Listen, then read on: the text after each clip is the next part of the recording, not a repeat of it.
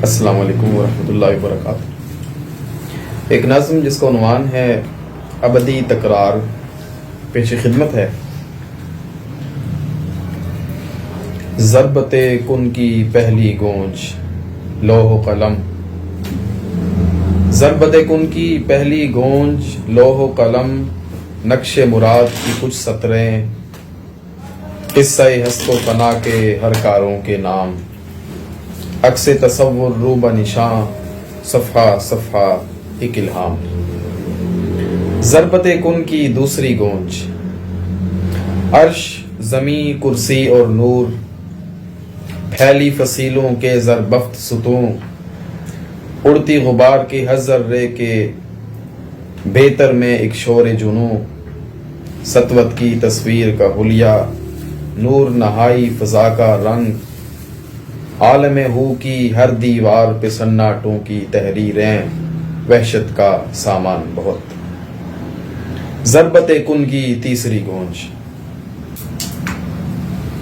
شوق یہ ایجاد ایک نئے انداز میں محو، کر و بیان نو خلقت احساس کے جادو میں لپٹے، سطح وجود کی گرم آغوش میں پہروں حیرت ذات بنے،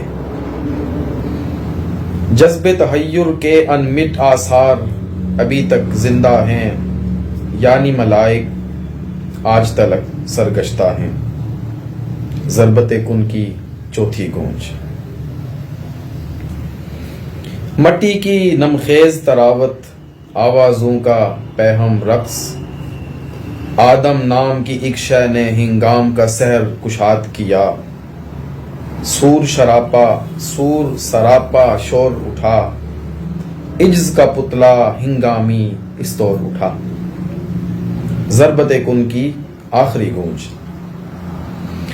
20 صدیوں سے بھی قبل شہرہ آدم کی پاداش میں آگ قبیلے کے ایک مکھیا نے شورش کی خشت رکھی،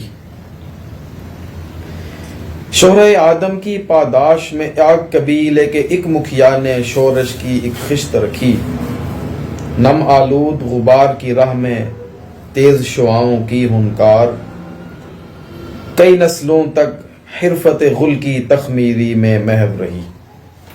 ایک تماشے کا یہ عکس ہزاروں سال سے زندہ ہے، آتش داں کے شریر شراروں کی لبکار یقیناً زندہ ہے، اور مٹی کی جذب شرر کی خوبی خوب شگفتہ ہے، یکسانی کی سرد رتیں پیکاروں کے گرم کدے، آخر کب تک یوں ہی رہیں؟